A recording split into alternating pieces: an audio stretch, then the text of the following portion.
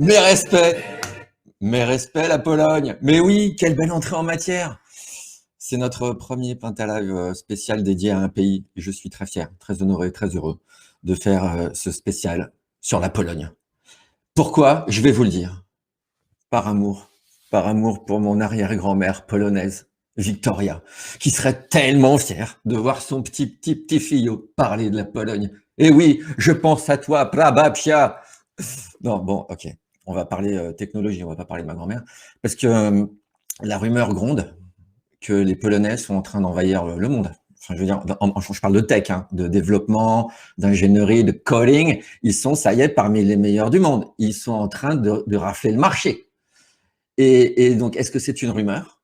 Est-ce que c'est vrai? Eh bien, ça, on va enquêter. Qui sont-ils? Quels sont leurs réseaux? Faut-il travailler avec? C'est ça la question. Alors, pour ceux qui confondent la Pologne avec le Honduras, je fais une petite carte. Je ne sais pas si on la voit parce que j'ai trop de trucs devant moi. La Pologne, c'est coincé entre l'Allemagne, attendez, j'ai noté quand même, l'Allemagne, la République tchèque, la Slovaquie, l'Ukraine, la Biélorussie, la Lituanie, et il y a même un petit bout de Russie avec l'enclave de Kaliningrad. C'est-à-dire que les gens sont bien entourés. Hein. Et remarque, c'est bien qu'ils soient loin de la Russie parce que à l'époque, c'est un peu, ça crée des problèmes. Donc maintenant, ils sont bien, ils sont tranquilles, ils sont 38 millions, c'est-à-dire un peu plus que le Canada, un petit peu moins que l'Afghanistan, mais sont bien placés. Et puis, c'est une république parlementaire. Alors aujourd'hui, assez conservatrice, mais ça passe, l'économie passe, ils résistent très bien au Covid, même mieux que nous, on en reparlera. Bravo les Polonais. Et puis, ils ont une jeunesse qui bosse, quoi, une jeunesse qui s'éduque, une jeunesse qui travaille. Et c'est ce qui fait qu'aujourd'hui, on dit que les développeurs polonais sont parmi les meilleurs du monde. Et c'est pour ça qu'on fait cette émission. C'est aussi parce que Pentalog est en Pologne et que celui qui va nous parler aujourd'hui, c'est le Pentagay de Pologne. Il s'appelle Krzysztof Urbanowicz. Je vous conseille de bien retenir son nom parce que chacune de ses lettres vaut 10 points au Scrabble et qu'à lui seul, il est un mot compte triple. Je vous demande d'accueillir Krzysztof Urbanowicz. Ça va, Cyril, ça va très bien. Bonjour Cyril, bonjour tout le monde. Après quelle belle entrée en matière, c'est génial. Si tous les webinaires de Cyril ressemblent à ça, je suis partant. Je m'appelle, comme a dit Cyril, Krzysztof Urbanowicz. Je sais qu'il y a beaucoup de consonnes. C'est pour ça que je me fais appeler Krzysztof Urbanowicz. Je suis partenaire Pentalog en Pologne. Je suis un serial entrepreneur franco-polonais. J'ai une triple expérience professionnelle. À l'origine, je suis journaliste, par profession et par formation. J'ai travaillé pendant plusieurs années au quotidien de Paris et au Figaro à Paris. Un jour, je suis allé en reportage en Pologne. J'ai rencontré le big boss du plus grand quotidien polonais de l'époque qui me dit « Qu'est-ce que tu vas te faire chier à Paris? Viens, fais tes valises, viens à Varsovie, on va bâtir un monde nouveau. » Waouh! Personne ne m'a jamais proposé avant de bâtir un monde nouveau. Alors, j'ai fait mes valises, je suis venu à Varsovie, je me suis dit, tiens, je vais rester 6 mois. C'était il y a 20 ans. Ma deuxième expérience, c'est celle d'un conseiller et formateur dans le domaine des médias, de la communication, essentiellement pour les grands médias et les grandes entreprises. Et troisième casquette, c'est celle d'un chef d'entreprise et manager. Pendant 18 ans, j'ai dirigé une agence de marketing de contenu qui s'appelait Mediapolis, et puis une deuxième agence que je créais qui était interactive, et puis on travaillait avec des grands noms comme Unilever, Nestlé, Pepsi Cola, et enfin aussi une belle expérience, c'est je dirigeais pendant près d'un an une entreprise qui était un réseau pour les scientifiques qui s'appelait Index Copernicus, et avec mes partenaires de l'époque, on a fait entrer en bourse le Nasdaq polonais. Et nous voilà maintenant partis pour une nouvelle aventure avec Pentalog. D'accord. Et dis donc, tu sais que tu viens de me dire tout ça alors que je t'ai même pas posé de questions. C'est ça, c'est ta force, ça, Christophe. C'est ta force. Tu m'as pas posé de questions. Je t'ai convaincu, Cyril. On t'a tous cette question. J'ai juste passé l'élimination. T'as déroulé, t'as déroulé. Bon, c'est bien. Parce que en plus, j'allais te demander, mais qui es-tu? Donc, ça y est, maintenant, on a ton pédigré. Tu veux quand même pas que je réponde encore une fois, c'est trop long. Hein. Non, là, c'est bien. Là, donc, moi, j'ai retenu que tu avais bossé dans plein de trucs. Tu vois, c'est mon esprit de synthèse. C'est mon esprit de synthèse. Et que tu devais rester 6 mois, que tu es resté 20 ans. Je subodore qu'il s'est passé quelque chose dans ta vie personnelle. Mais je le dirai pas, je ne sais pas. Bah, écoute, On reste pas par hasard 20 ans en Pologne. Je veux dire, il y a c'est un simple. Je suis venu ici pour 6 mois. Je serais certainement reparti si la légende sur la beauté polonaise ne s'était avérée vraie. Elle était complètement vraie. D'accord. Et voilà la raison pour laquelle je n'ai pas quitté la Pologne. Et ben voilà, ça c'est une bonne raison. Ça, au moins ça je comprends. Donc le sujet du jour quand même qu'on s'est posé, c'est la question suivante. Parce que moi j'ai découvert le truc. Hein. C'est que tout d'un coup on me dit, tu sais que les développeurs polonais sont parmi les meilleurs au monde. Et c'est aussi pour ça que Pentalog y va, quoi. Ah ok, ben je savais pas. Moi j'entendais parler des Russes, des Chinois. J'entendais parler un peu des Français aussi, des Israéliens, des Hongrois. Mais les Polonais, je découvre que vous êtes des killers, quoi. Est-ce que c'est vrai ou est-ce que c'est une légende, Christophe? C'est une très belle légende et c'est parfaitement vrai. Parce que les développeurs polonais, en effet, sont parmi les meilleurs au monde. Ils sont dans le top de tous les classements. Ils sont 3e au monde dans le prestigieux classement des HackerRank, qui mesure à la fois la rapidité et la précision du code. Et les Polonais se placent dans ces rankings après les Chinois et les Russes, la Pologne après la Chine et la Russie, et elle obtient 98 points sur 100. Dans les fameux rankings classement de skill value, la Pologne est 3e. Et puis, dans un non moins fameux ranking des top codeurs, c'est pareil, ils sont 3e. Donc c'est persistant, c'est pas un classement truqué par c'est persistant, c'est persistant. Oui. Je dirais c'est répétitif. Hein. C'est répétitif. Mais moi, j'ai été voir les classements, j'ai vu les Américains parfois 25e, 20e, donc c'est un truc de fou, ça. Oui, les Américains sont le premier au monde quant au niveau du salaire. Ils battent toutes les autres nations. Je crois qu'ils gagnent environ 200 000 $ ou euros par an, comparé aux Suisses qui gagnent 18 000 euros par an. C'est quand même le double. Ouais. Je parle de développeurs, hein, uniquement. Ouais, tu as dû te gourer dans un chiffre parce que le double de 18 000, c'est pas 200 000. Ouais, je suis un littéraire, mais attention, on me l'a fait pas. On me l'a fait 98. 98. Merci Cyril. Quelle vigilance. Ah non, mais moi, aux chiffres et aux lettres, dans ma famille, j'étais le meilleur. Au moment des chiffres, avec Bertrand Renard, tu pouvais pas me la faire. Donc là, 2 fois 18, ça ne fait pas 200. Alors, d'accord. Alors, ok. Donc ça, comment t'expliques ça? Pourquoi est-ce que la Pologne plus que les autres? Je pense qu'il y a 3 raisons principales. La première, c'est que c'est l'éducation. Les développeurs polonais sont bien éduqués. Je veux dire par là qu'ils sont polis. Hein, tout simplement, 99 de ces développeurs ont des diplômes d'éducation supérieure. Chaque année, il y a 15 000 nouveaux ingénieurs en informatique qui sortent sur le marché. Et ce qui est intéressant, parce que comme je me préparais pour cette émission, j'ai découvert à ma grande surprise qu'il y avait pas moins de 60 cours universitaires liés à la création de jeux.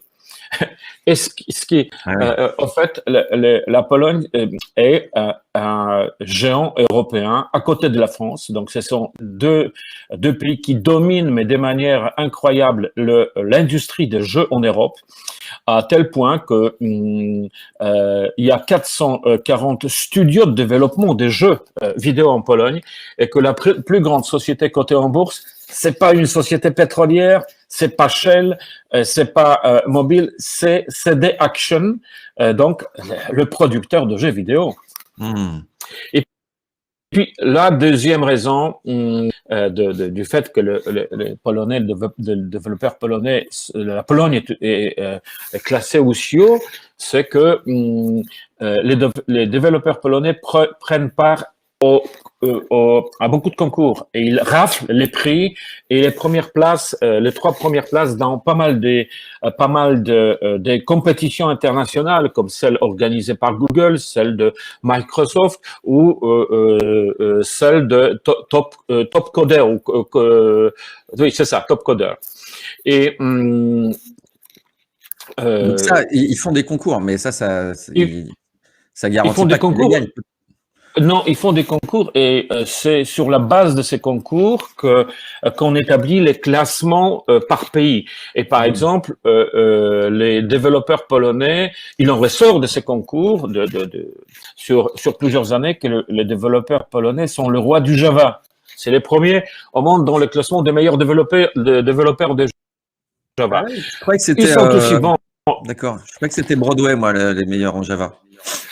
Oui, non, oui, mais c'est dans une autre compétition, Cyril. C'est dans une Ouais, pardon. compétition, certainement, Hmm. c'est pas mal. Et puis, il y a aussi les vrais rois du Java, hein, parce que n'oublie pas que le Java, Ouais. c'est loin, c'est beau. Et pour en revenir à nos développeurs, Oui, pardon. ils sont aussi forts en Python, en Ruby, en algorithme, en tutoriel et en shell. Mais quand même, le langage de programmation le plus répandu reste le PHP. Et puis, il y a la troisième raison, c'est que qui fait que ces développeurs sont si bons, c'est que ils ont eu la chance d'acquérir leur expérience en travaillant dans de grandes entreprises internationales. Euh, Google, Microsoft, IBM, Samsung, etc., Amazon et Uber, qu'est-ce qu'ils ont? Ils ont soit leur bureau en Pologne, soit leur centre R&D, soit centre logistique, aussi comme Amazon, soit tous les trois. Donc, ces entreprises internationales qui payent bien ont attiré vers elles pas mal de talents je connais beaucoup de développeurs polonais qui ont travaillé pour des grandes entreprises et d'ailleurs quand tu vois leur CV, quand vous voyez leur CV, c'est toujours en gras, c'est toujours mis en gras cette expérience internationale qui est très prestigieuse. Et ouais, et j'ai cru comprendre aussi que c'était pas mal des mercenaires, hein, enfin des freelances qui travaillaient pour une boîte puis une autre. Ils avaient une expérience assez enrichie du coup d'aller d'une boîte à l'autre. C'est une légende ça aussi ou Est-ce que tu peux répéter la question, s'il te plaît? j'ai cru comprendre que les développeurs polonais étaient très libres, un peu freelance et qu'ils allaient d'une entreprise à l'autre, qu'ils choisissaient, ils bougeaient beaucoup d'une boîte à l'autre et c'est ce qui créait aussi leur expertise. C'est vrai, ça c'est vrai. Ils bougent beaucoup. Ils sont pour la plupart freelance. Pour la plupart, pour ceux qui travaillent pas pour le grande entreprise. Pourquoi? Parce que le système polonais, le système économique polonais favorise le freelancing. Donc, ils payent moins d'impôts, ce qui fait que, en effet, Cyril, je confirme. Ils bougent beaucoup comme des électrons et ils ont travaillé souvent pour beaucoup d'entreprises. Mais il y a quelques années, ils bougeaient dans tous les sens. Aujourd'hui, on voit bien que les développeurs polonais se spécialisent. Il y en a qui sont spécialisés dans le WordPress, il y en a qui sont spécialisés dans le fameux PHP, et il y en a d'autres qui restent, c'est l'élite, hein, c'est le Python, Ruby et Java. Hmm. Et au niveau des salaires par rapport aux autres développeurs, déjà en Europe ou dans le monde, ça se positionne comment? Le prix de service des développeurs polonais est toujours plus bas qu'en Europe occidentale, ce qui semble être un atout de ce marché. Le salaire moyen d'un développeur polonais est environ 19-20 000 euros par an. Comparé à 43 000 en France, et donc on a dit pour la Suisse presque 100 000 euros, et avec un salaire moyen de 2006 3 100 euros, ce sont des prix compétitifs. Comparé aux prix en France, en Allemagne, sans parler des prix américains. Et comment ça se fait? Puisque s'ils sont si forts, est-ce que ça, il y a un moment, ils vont s'en rendre Tout compte? simplement, leurs salaires sont déjà à un niveau assez élevé pour la Pologne, où les salaires, en règle générale, sont beaucoup plus bas que les salaires en Europe. La tendance, surtout après les lockdowns successifs et durant la pandémie, la tendance est en ce moment à une hausse très rapide des salaires et des tarifs de développement du compte que qu'ils avaient à gagner au moins 10% en plus parce que de toute façon, ils travaillaient à la maison et que leur employeur ne pouvait plus utiliser cet argument pour les négociations salariales. D'accord. Et en termes de culture, le polonais se situe comment? C'est-à-dire que on est près du français, près du russe, près du slave, près de l'allemand. Comment ça se passe? Est-ce que du coup ça crée une proximité avec les occidentaux? C'est une très bonne question, mais je te remercie de l'avoir posée. Les Polonais, malgré un passé soi-disant communiste, ils l'ont jamais été, mais le pays était communiste. Les Polonais ont une culture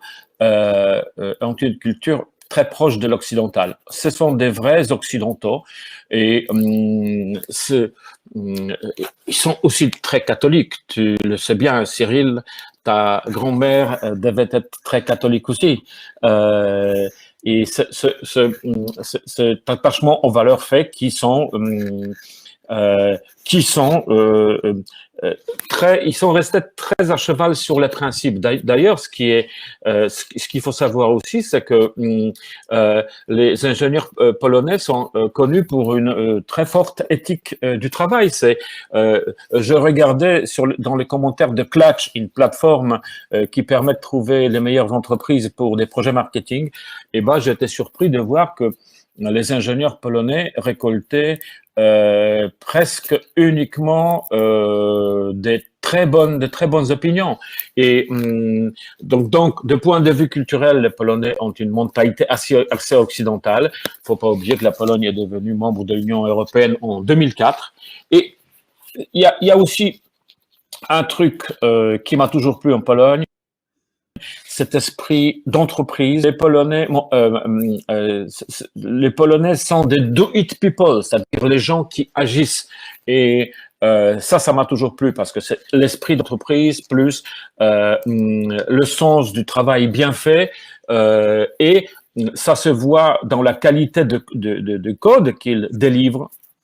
C'est vraiment parfois c'est vraiment impressionnant. Et puis il y a aussi cette mentalité, quelle qu'elle soit, quand même. Quand tu travailles pour une société qui externalise les services de développement, tu n'as pas trop le choix. Hein. Il y a la procédé. Tu n'as pas le choix. Tu apprends à travailler selon les règles les plus modernes et avec les produits les plus modernes. Et c'est ce qui fait effectivement la force des développeurs polonais. Comme je le dis au début, c'est cette forte éthique de travail. Toi, tu as une forte éthique. Moi, je sens que tu as une forte éthique, Christophe. Je peux être une forte éthique. Et ils parlent pas français, par contre, les Polonais. Hein. Je crois que c'est terminé ce temps-là. Ah non, c'est terminé. Mais bon, faut pas être aussi décisif quand même. Les Polonais parlent très bien anglais. Ça, c'est leur force. Mais ce qui est marrant, c'est que en Europe, il y a que les Irlandais qui sont devant les Polonais pour la qualité de l'anglais, et c'est ce qui ressort d'un indice de compétences de l'anglais en Europe. En revanche, le français, c'est quand même un peu partout dans le monde. Hein.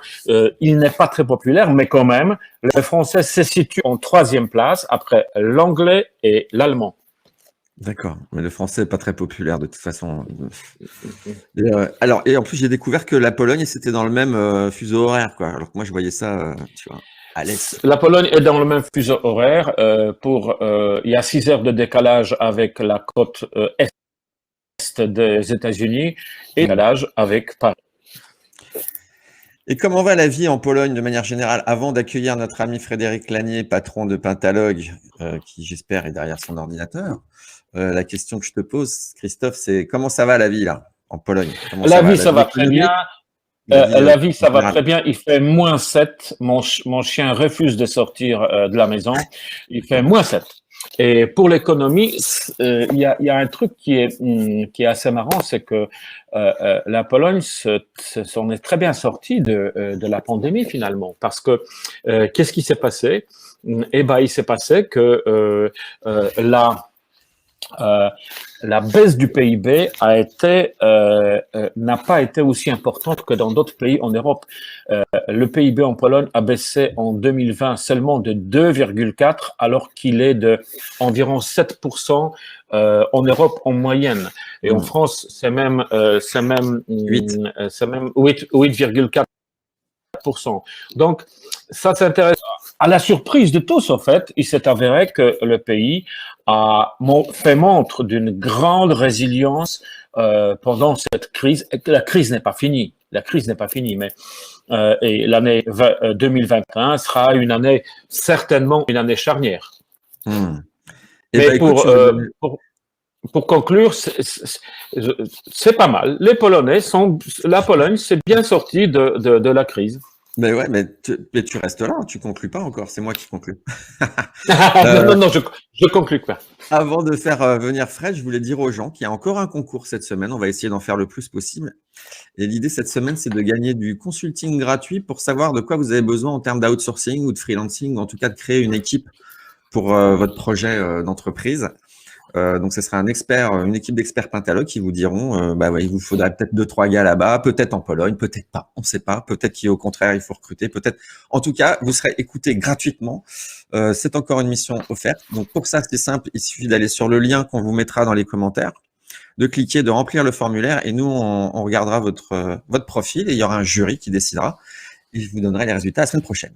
J'accueille tout de suite celui qui a eu l'idée de Pentalog Pologne, comme il a eu l'idée de Pentalog en général d'ailleurs. C'est le CIO, c'est Frédéric Lanier. Bonjour Frédéric. Bonjour Salut. Frédéric. Bonjour. Comment ça va? Écoute, très bien. C'est à Paris. Toi, tu es à Paris, toi. Donc, on est Paris, Varsovie et Paris. Tu as écouté un petit peu l'émission, Frédéric, ou tu es arrivé J'ai écouté complètement l'émission. Alors, dis-nous, quelle est ta vision? Parce que toi, tu es l'homme de vision. Moi, ça fait 1 an que je vois tes visions. Ta vision sur la Pologne. Qu'est-ce qui s'est passé? Pourquoi tu t'es dit, allez hop, il faut aller en Pologne? Moi, la Pologne, j'ai toujours aimé, en fait. Hein. C'est un pays.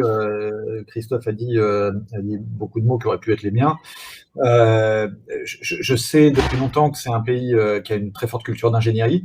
Il y a des centres d'ingénierie absolument remarquables dans le pays et entre autres dans les nouvelles technologies. Ça fait je ne sais plus combien de temps que Nokia était présent dans le sud du pays. Je crois que c'était à Wrocław, je ne suis pas sûr. Google est effectivement à Cracovie depuis un moment, donc c'est archi prouvé. Je ne vais pas redire ce que Christophe a dit. Donc pour nous, c'est un pays qui a toujours été attractif. Simplement, pourquoi on n'y avait pas été jusque-là, c'est que nous, on a démarré en Roumanie, puis très rapidement, on s'est retrouvé également dans le pays voisin, qui nous permettait d'être en Europe sans être dans l'Union européenne. Donc, ça faisait un petit différenciateur qui était la République de Moldavie. Donc, étant dans 2 pays européens et voulant donner au groupe une vocation mondiale, reprendre immédiatement une destination européenne, ça, tu vois, ça ajoutait pas assez de diversité de l'entreprise à ce moment-là. Et on a préféré, à l'époque, partir en Asie, au Vietnam, en se disant, on reviendra plus tard. Puis, entre les deux, on a créé les US. On s'est installé d'abord à Boston, puis à New York. Et donc, en fait, quand on a commencé à devoir délivrer l'économie américaine, eh bien là encore, c'était plus rationnel pour nous de nous implanter au Mexique pour l'alignement des time zones et la facilité de travailler en agile sur des projets de R&D était bien plus puissant que l'Europe ou l'Asie. Et donc, on s'est implanté au Mexique. Donc, en fait, si tu veux, c'est une logique qu'on a poursuivie qui faisait que, au fur et à mesure qu'on s'implantait sur la planète, on s'implantait en fait sur les principales time zones en delivery. Donc, la Pologne n'est revenue qu'au moment où on avait besoin à nouveau de ressources européennes.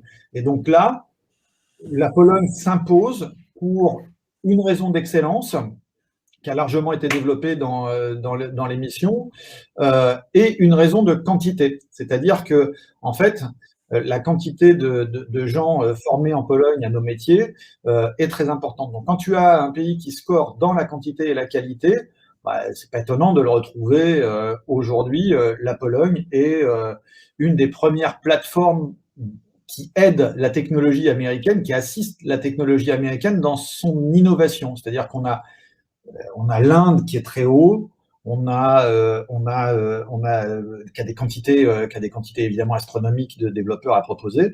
Et puis l'Europe de l'Est aide énormément l'économie américaine. C'est pour ça qu'on trouve en Europe de l'Est beaucoup de gens qui ont des qualités de code aussi élevées. C'est qu'il y a de l'expérience pour délivrer, des produits vraiment prime, quoi, tu vois. Et la Pologne, parmi ces pays de l'Est, elle a en fait une filière de formation vraiment d'excellence et une population conséquente. Est-ce que tu as des choses à dire là-dessus, Christophe, sur ce que vient de dire Frédéric? Non, je peux qu'abonder dans le sens de ce que Frédéric vient de dire, parce que c'est exactement ça. Je ne vais pas parler de cette expérience américaine, mais Uber et Amazon, ils bossent depuis très longtemps et Google, ils bossent depuis très longtemps avec des développeurs polonais dans leur centre R&D. Et Frédéric a complètement raison, et sa logique est imbattable. Ben oui, c'est vrai. Je parle toujours de cette vision, En fait, Frédéric, ce qu'il faut dire aussi, c'est que aujourd'hui, le groupe Pentalog, il donne une promesse particulière à ses clients. Il dit, ce que nous disons, c'est nous allons vous fournir la meilleure qualité au monde pour développer vos produits digitaux. Et donc, forcément, ça nous amène à aller dans des villes. En fait, c'est plus des villes que des pays, d'ailleurs, si on réfléchit bien. Parce qu'en fait, on va dire, c'est un écosystème qui se construit quelque part et qui est basé sur les universités et l'attractivité des entreprises qui vont faire des projets de très grande envergure. Et dans ces villes-là, par la suite, tu trouves cette excellence mondiale et les développeurs exceptionnels. Les développeurs exceptionnels sont là où les projets exceptionnels se passent. Donc, c'est le cas de Varsovie, c'est le cas en Pologne de Cracovie, bien sûr, de Wrocław également, mais c'est le cas aussi de nos villes roumaines comme Iași qui accueille le centre, qui s'écrit Iași en français, qui accueille tout simplement le centre data de Amazon en Europe. Donc, on se doute bien que dans une ville comme ça, de quelques centaines de milliers d'habitants, c'est des villes qui ont entre quelques centaines de milliers et 1 million d'habitants, ça crée des concentrations d'excellence. Cluj, en Roumanie, est également extrêmement connu pour ça. Ça crée des concentrations d'excellence qui font que les développeurs est-européens, aujourd'hui, ont accès dans leur carrière, dans leur déroulé professionnel, à des choses si tu veux, l'équivalent, tu vas le trouver en aéronautique à Toulouse, quoi. Tu vois, mais tu vas changer de métier, c'est ce que tu vas trouver. Si tu es dans l'aéronautique, va à Toulouse, mon pote, tu vois. Eh bien, aujourd'hui, si tu es un développeur, React en Europe de l'Est, t'es bien, quoi, tu vois. Et est-ce que tu as des clients, des entreprises qui demandent des Polonais? Ils viennent voir, mais moi, je veux des Polonais, ou je veux des Vietnamiens. Est-ce qu'ils demandent nationalité? Non, ils ne demandent pas par nationalité exactement, enfin presque. Ce qui se passe, c'est que les gens font leur choix pour dire je veux recruter des gens, je veux créer une équipe outsourcée, je veux créer mon propre centre dans un autre pays. Ils le font sur des patterns d'expérience, des choses vérifiées. Ils ont travaillé à Paris, à Munich, à New York avec des Polonais, des Roumains, des je ne sais quoi, des Chinois. Et c'est ce qui va structurer, en fait. C'est leurs expériences qui sont des choses émotionnelles où il y a eu des validations qui vont structurer, qui vont être essentielles pour structurer leur demande. Nous, on se base sur un rationnel. Au moment où on fait la décision d'aller là ou là, on regarde ce qu'il y a dans les universités, quels sont les centres des entreprises qui existent et qui vont créer cette base d'excellence. Donc nous, on est dans le rationnel dans notre choix, mais eux, les clients, ils vont être plus dans une vérification expérientielle personnelle. Il n'est pas garanti que leur choix soit le meilleur du monde, mais en tout cas, ils vont se construire sur des évolutions personnelles au cours de leur carrière qui leur ont fait rencontrer des expériences. C'est comme ça que ça se passe. Et donc, pour nous, ce qui se passe, c'est que c'est à chaque fois qu'on intègre une nouvelle nationalité dans l'entreprise, on a un bénéfice. On a un bénéfice commercial, je parle, qui est une sorte de soft power. C'est que le soft power de ton entreprise, surtout dans l'économie digitale, augmente quand tu augmentes l'internationalisation de tes équipes, systématiquement. Parce qu'en fait, ce qu'il faut se dire dans l'ingénierie logicielle, c'est qu'on parle systématiquement de l'élite intellectuelle de chacun des pays qu'on intègre. Donc, on se connecte instantanément à l'élite d'une population quand on fait ça. Et puis, d'autre part, il faut se dire qu'à l'intérieur de cette élite polonaise, de cette élite roumaine, de cette élite de tous les pays dans lesquels on s'est implanté, vietnamienne, mexicaine, systématiquement, il y a parmi eux une partie qui est encore plus élitiste que celle-ci, qui va travailler à New York, qui va travailler à Londres, qui va travailler à Paris, etc., et qui crée des diasporas. Et ces diasporas, ce sont les gens, ces diasporas sont peut-être nos clients, en fait. Nous avons des clients qui débarquent chez nous en nous disant « J'ai travaillé une fois avec la Moldavie, je voudrais travailler encore avec la Moldavie, ça a été extraordinaire. » Eh bien, pourtant, la Moldavie, c'est un pays minuscule. Eh bien, ça nous est arrivé, le plus gros client de l'entreprise est débarqué un jour en disant ça. En fait, il avait dans son pattern d'expérience le fait d'avoir travaillé à très haute qualité avec des Moldaves. Il a cherché une entreprise moldave pour l'aider à faire son truc. Et donc, en fait, c'est notre soft power qui grandit grâce à l'extension du nombre de nationalités qui existent dans l'entreprise. Voilà. Je ne sais pas si j'ai été clair, mais c'est très fort dans le digital, ça. C'est très, très, très, très fort de bien comprendre le concept de ces élites de diaspora qui existent pour la France. Hein. Là, on parle souvent du nombre de Français à New York et dans la Silicon Valley. Les Français sont la deuxième nationalité européenne de la Silicon Valley. C'est pas par hasard. Il y a effectivement des gens d'élite aussi et qui deviennent également des clients de Pentalog parce que Pentalog a aussi des Français qui la font marcher. Et toi, Christophe, alors d'abord, j'ai entendu la sonnette, donc il y a ton sandwich qui arrive, il y a Deliveroo là, qui arrive. Chez Christophe, c'est chez moi. Ah Je sais pas chez moi. Et toi, Christophe, en fait, là, c'est une question, c'est pour vous deux, mais je me disais, est-ce que vous arrivez à coopérer entre les bureaux mondiaux de Pentalog? Est-ce qu'il y a une vraie coopération ou pour le moment pas assez? Est-ce que c'est un objectif ou chacun peut vivre dans son coin? Vous voyez la question? Tout à fait. C'est une bonne coopération, mais elle a, à mes yeux, un seul défaut. C'est-à-dire qu'avec les Français, je travaille dans la journée et avec les Américains, on travaille la nuit. C'est le seul défaut que je vois pour l'instant. Sinon, je travaille comme ça depuis plusieurs années et donc c'est pas nouveau. Mais aujourd'hui, la distance ou le fait de travailler via Zoom, Google ou une plateforme quelconque n'a aucune importance. Il y a des lecteurs de mon blog qui m'avaient demandé sur quel tools, quel outil j'utilise pour les webinaires, etc. En fait, je peux faire maintenant la liste de 10 ou 15 outils. On s'en fout aujourd'hui. C'est devenu tel travailler, d'échanger à travers le WhatsApp, le Messenger et tous les autres outils qui sont très nombreux. Je dirais que c'est naturel. Et ça se passe très bien parce que les gens de Pentalog c'est un compliment, je dois le faire. Ils sont très concrets. Je dirais que ils sont plus américains parfois que les Américains, c'est-à-dire qu'ils délivrent avant l'heure et c'est un plaisir de travailler avec les gens parce que c'est rapide, c'est concret. Il y a la date de la prochaine réunion. Donc, je dirais que pour l'instant, c'est un plaisir. Ce que je voudrais ajouter sur ce que ça apporte, cette internationalisation, Cyril, elle est absolue.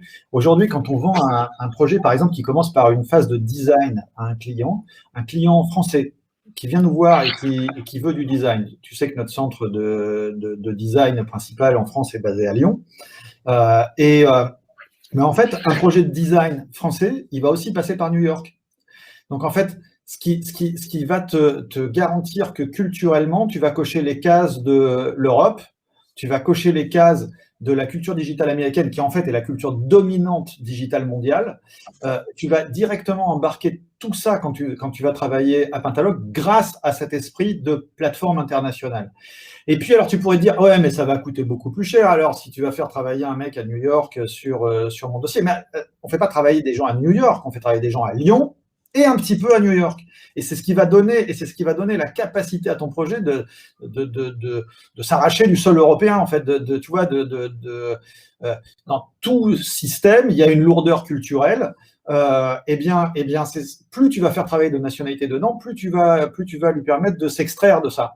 Mais de la même façon, on va introduire dans ces projets le plus rapidement possible des ressources qui vont être dans des endroits où, comme Christophe l'avait dit tout à l'heure, le coût de développement est peut-être moins cher. Donc, in fine, c'est comme ça, ça n'est que comme ça que tu vas produire non seulement la meilleure pensée produit, la meilleure pensée produit internationale, by design, et que tu vas avoir une chance de délivrer la meilleure qualité mondiale, parce que la qualité a un coût.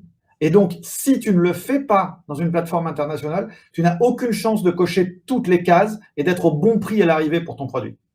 Donc, c'est le seul moyen aujourd'hui absolument rationnel de réussir dans la qualité à industrialiser un produit digital. C'est que comme ça que réussit l'industrie américaine. Ben dis donc. T'entends ça, Christophe? Il va falloir… Est-ce que vous avez… Là, je rentre dans une cuisine que je ne devrais pas peut-être rentrer, dans laquelle mais est-ce que vous avez défini des objectifs? Ou est-ce que vous vous êtes mariés là tout d'un coup? Est-ce que vous avez créé Pentalog Varsovie dans un élan business en se disant c'est maintenant? Ou est-ce qu'il y a des objectifs possibles? Non, moi le mien, il est vraiment de construire une vraie destination polonaise à l'intérieur de ce que fait Pentalog, et une vraie équipe à l'aune de tout ce qu'on fait ailleurs, quoi. Et nous, c'est pareil, hein, l'objectif pour le court terme, c'est de trouver les développeurs qu'il faut pour les projets concrets, et l'objectif de moyen terme et de long terme, c'est de créer, comme dit Frédéric, c'est de créer ce centre Pentalog qui serait parfaitement opérationnel. Et Frédéric, c'est ma dernière question. Est-ce que tu as d'autres projets de ce genre, comme la Pologne? Tu vas ouvrir d'autres bureaux? Tu n'es peut-être pas obligé de dire, peut-être c'est archi secret, on ne va pas tout dire aux gens. Mais… bien sûr que j'en ai d'autres. Évidemment que j'en ai d'autres. Évidemment que c'est même pas moi, c'est déjà connu à l'intérieur de l'entreprise. Je ne vais pas dire quoi, où, instantanément. Bah non. Mais tout ce que j'ai expliqué sur cette mécanique de l'excellence d'un côté, de l'excellence technique d'un côté, que l'on doit fournir à nos clients au bon prix, la meilleure du monde au bon prix. Et en même temps, cette mécanique des diasporas technologiques qui sont celles qui, compte tenu du filtre que constitue, tu vois, comme ça, une sélection internationale pour accueillir à New York les meilleurs développeurs, à Londres les meilleurs développeurs, etc., pour nous, c'est cet enrichissement qui est également commercial. Donc oui, on a un intérêt dans notre stratégie mondiale à onboarder autant de nationalités, et spécialement si elles sont excellentes dans l'univers technologique, que possible. On va onboarder, les gars. On va onboarder. Donc, moi, je rappelle à ce sujet, parce que ce que tu viens de dire, je l'ai dit tout à l'heure, mais pour les nouveaux, c'est qui n'étaient pas là, qu'il y a un truc à gagner, c'est une mission de consulting gratos par des gens que Pentalog qui vont vous dire, toi, mon gars, il faut que tu ailles à outsourcer. Il faut que tu outsources. C'est clair comme de l'outsource. Ça, c'est un jeu de mots dont je suis assez fier. Donc, si vous voulez avoir une mission de outsourcing, de conseil gratos, remplissez le formulaire sur la page, le lien qu'il y a dans les commentaires. Et puis, on vous dira s'il faut outsourcer, prendre un freelance, rester comme vous êtes, fermer votre entreprise parce que ça ne va pas du tout. On vous dira ce qu'il faut faire. Je rappelle également que vous pouvez voir tous les Pentalive en replay sur pentalog.fr/Pentalive. Je rappelle aussi que la semaine prochaine, il y a un nouveau Pentalive avec Cornel, qui est le patron de la tech chez Pentalog, on va dire. Hein. Je vais soigner sa présentation parce que je sens qu'il déconne pas, lui. Et qui va nous parler de Programmable Company. C'est les concepts. Il est dans la vision, lui aussi. Hein. C'est l'équivalent d'un Frédéric Lanier, mais en tech. Donc, à eux deux, va falloir que je prenne du. C'est d'ailleurs une notion, la Programmable Company, qu'on a élaborée tous les deux.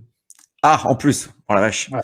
La Programmable Company. Non, mais c'est vraiment un objet commun, la Programmable Company à Cornel et à moi. Eh ben, tu seras là la semaine prochaine, Frédéric, avec Cornel. Ça, je peux te le dire. Tu n'avais qu'à pas le dire. Mais oui, moi, de la préparation que j'ai vue, il va falloir au moins être 3 pour expliquer. Mais c'est encore une fois, c'est de la vision, c'est l'esprit, c'est Pentalogue, c'est la joie. Je voudrais te remercier, Christophe, d'avoir été là aujourd'hui. Te remercier pour ton français qui est absolument parfait. Déjà. Merci Cyril, merci Frédéric pour l'invitation et merci à tous ceux qui ont bien voulu nous écouter et nous regarder. Et ils sont nombreux. Merci Frédéric d'avoir été là aussi et puis pour ton éclairage. Merci à tout le monde. Et on se dit à la semaine prochaine, 13h, avec Cornel et Frédéric sur la Programmable Company. Ciao. Merci, ciao.